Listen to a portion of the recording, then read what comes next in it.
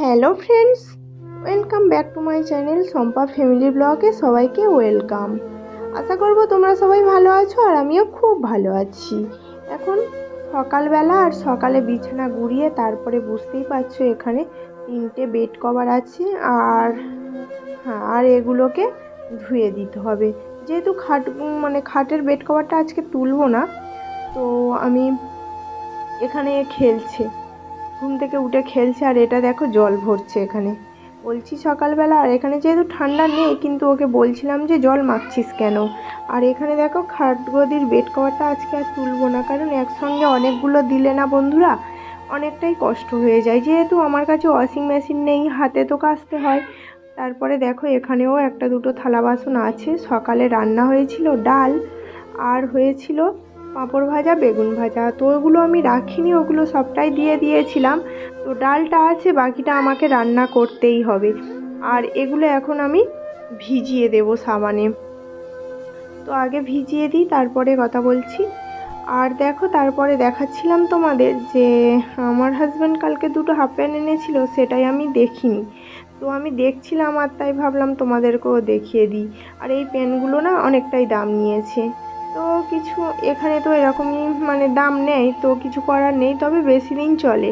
কিন্তু গ্রাম দেশ থেকে নিয়ে আসলে না বন্ধুরা, জানি না কেন বেশি দিন চলে না। তো যাই হোক, আমিও দেখে নিলাম আর তোমাদের তারপরে দেখো সমস্ত কাজকর্ম করে তারপরে পুরোটাই আমি এখানে ধুয়ে দিলাম সব বেড কভার। আর বাইরে দেখো কত সুন্দর রোদ উঠেছে, কিন্তু বাইরে যে রোদ উঠেছে নিজের ঘরের মধ্যে তো আর রোদ আসবে না, তাই একটু তাড়াতাড়ি ধুয়েই দিলাম।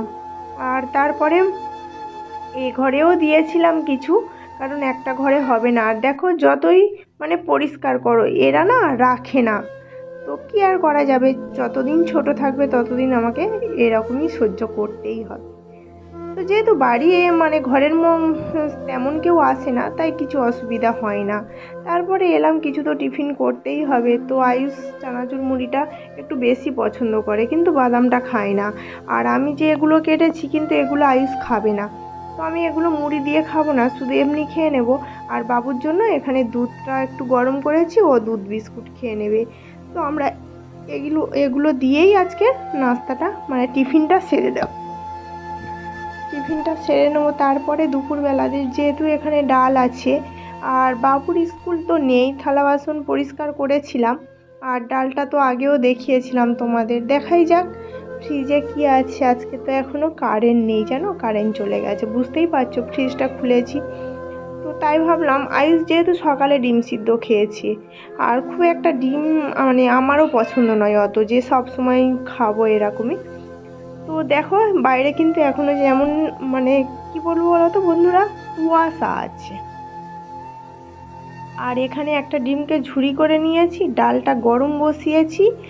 আর এখানে দেখো আলু ফুলকপি একটু ভেজে নিচ্ছি, আর ওর সঙ্গে এটা যখন ভাজা ভাজা হয়ে যাবে তখন আমি একটু ডিমটাও এর সঙ্গে দিয়ে দেব। দিলে এটা ভাজা সব কিছু একসঙ্গে ভাজাই হয়ে গেল, আর খেতে কিন্তু ভালোই লাগবে। তো আমি একটু পেঁয়াজ দিয়ে দিচ্ছিলাম, পেঁয়াজটা ভাজা না আমারও খুব ভালো লাগে। যেহেতু উচ্ছে ভাজি যাই ভাজি তার সঙ্গে কিন্তু আমি পেঁয়াজটাই দিই, কারণ পেঁয়াজটা একটু ভাজা ভাজা হলে না যে কোনো ভাজার সঙ্গে যেন আমার টেস্ট একটু বেড়ে যায়, তো তার জন্য আমার ভালো লাগে। যাই হোক, তো এটা আমি ভেজে নিই আর এটাই দিয়ে আজকে দুপুরের খাবারটা খেয়ে নেবো। আর ভাত তো আছেই, সকালে একসঙ্গে ভাত যেহেতু করে নিয়েছি আর বাকিটা এর সঙ্গে হয়েই যাবে। আর ফাইনালি আমার ভাজাটা পুরোটাই কমপ্লিট আর সব একসঙ্গে মিশিয়ে দিয়েছি।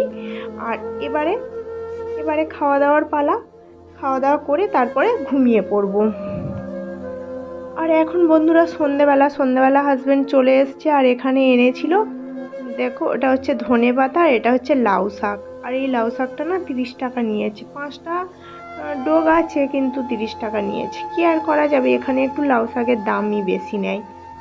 তো যাই হোক, তারপরে আর এই বেগুনগুলো এনেছিল, আর এখানে এনেছিল ছোট ছোট যে বলে না ওটা মোরলা মাছ এনেছিল, জানি না তোমরা কি বলো। হ্যাঁ বাবু, তো মোরলা মাছ এনেছিল আর এটাকে আমাকে কাটতে হবে। তো এবারে এটাকে ভাবছিলাম যে এতগুলো কি করে কাটবো, তারপরে আরও আবার মাছ এনেছে। সব মাছ আমাকে একা একাই কাটতে হবে আর একা হাতেই সব কিছু করতে হবে। কিছু করার নেই, আমার তো করতেই হবে। তো এনেছি, আমি বলেছিলাম যে এই দোল মাছটা নিয়ে আসতে। জানি না তোমরা এটাকে কি বলো, অনেকে বলে নিহেরে মাছ, অনেকে বলে দোল মাছ, আর এখানে তো বোম্বিল মাছই বলে। তো যাই হোক, এগুলো একটু ধুয়ে নিচ্ছি, নিয়ে এবারে কাটতে হবে। তো তারপরে দেখো আমি, আর এখানে জানো তো বন্ধুরা, এইসব মাছ না খুবই কম পাওয়া যায়, আর যখন পাওয়া যায় বা কোনো দিন পাওয়া গেলে তখনই বলি যে নিয়ে আসবে। কারণ মানে 1 বছর পরে দেশে যাব কি যাব না, তখন গিয়ে খাওয়া হয়, তারপরে তো আর খাওয়া হয় না। তার জন্য বলি যে যখন দেখতে পাবে, তখন যদি মনে হয় যে টাটকা, তাহলে অল্প করে নিয়েই চলে আসবে।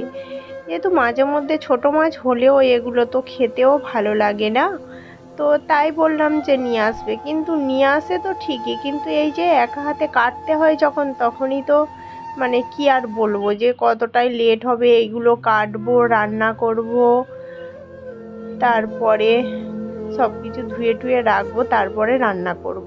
আর জানো তো বন্ধুরা, এটা কিন্তু আমি অনেককে দেখেছি এরকম কাঁচি দিয়ে কাটতে, কিন্তু আমি এই প্রথমবার ট্রাই করলাম। আর সত্যি কিন্তু কাটাও যাচ্ছিল ভালো। আমার কাছে বঁটি আছে, চাকু আছে, সব কিছু। আর এখানে বাবু দেখে দেখে ছুটে ছুটে পালাচ্ছিল যে মা এটা কি করছে, এটা প্রথমবার দেখলো, আর প্রথমবার এটা কাঁচি দিয়ে আমি কাটছি। কিন্তু এর আগে আমি কোনো দিনও আমি কাঁচি দিয়ে মানে এরকম মাছকে মানে ট্রাই করিনি বা কাটিনি।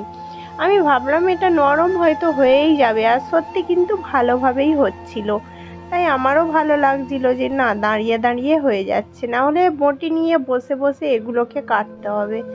তো অল্পই মাছ যেহেতু, তো ওগুলো কাটা হয়ে গেছে, ধুয়ে রেখেছি। আর এটা এভাবে কাঁচি দিয়ে বেশ সুন্দর করে কাটা যাচ্ছে। আগে কাঁচি দিয়ে কেটে নিই, তারপরে চাকু দিয়ে 2 পিস করে কেটে নিয়েছিলাম।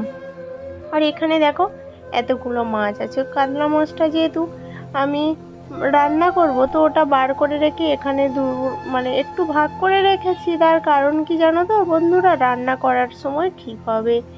মানে সব সময় সব মাছগুলোকে জলের মধ্যে বরফে দিলে না, তাহলে ভালো লাগে না। যেটা রান্না করব সেটাকে নিয়েই আমি বরফে দিয়ে দিই, আর সেটাই রান্না করে নিই। আর এখানে দেখো এই 4টে ঝুড়ির মধ্যে রেখে দিয়েছি, যেহেতু 4টে মাছ রান্না করব। আর এখানে একটু না পেঁয়াজ রসুন ভেজে নিচ্ছিলাম। কিসের জন্য জানো তো বন্ধুরা, চলো বলেই দিই আমি। এখানে না বেগুন আর টমেটো ভরা করছি, আর মাঝে মধ্যে ভালোই লাগে। আর এটা করব, আর মাছটা দেখি ওই মাছটাকে একটু অল্প করে সবজি দিয়ে একটু ঝোল করব, কারণ বাবুরা তো আর এই বেগুন। আর জানো তো বন্ধুরা, আমার এখানে সব কিছু খাওয়া দাওয়া কমপ্লিট। মাছটা ঝোল করেছিলাম আর কমপ্লিট করে এসেছি থালা বাসন মাজতে। আর থালা বাসনটা কেন এতগুলো হয়েছে সেটাও বলছি। রান্না করার পরে যে বাসনগুলো পড়েছিল সেগুলো আর ধোয়া হয়নি। একেবারে সব কিছু ধোবো, তো তার জন্য অনেকগুলোই বাসন পড়ে গেছে এখানে, আর পুরোটাই আমাকে ধুতে হবে। আর যেহেতু রাতে ধুয়ে রাখলে না বন্ধুরা, তাহলে সকালে না একটু অনেকটাই মানে ভালো লাগে। কারণ সকালবেলা উঠে যেহেতু আমাকে রান্না করতে হবে, তো তার জন্য আমার কিন্তু রাতেই পরিষ্কার করে রাখতে ভালো লাগবে। আর সব দিন হয় না অবশ্য, তো মাঝে মধ্যে আমি করেই রাখি। তো চলো সবাই ভালো থেকো, সুস্থ থেকো। আজকেকার মতো টাটা, আবারও দেখা হবে।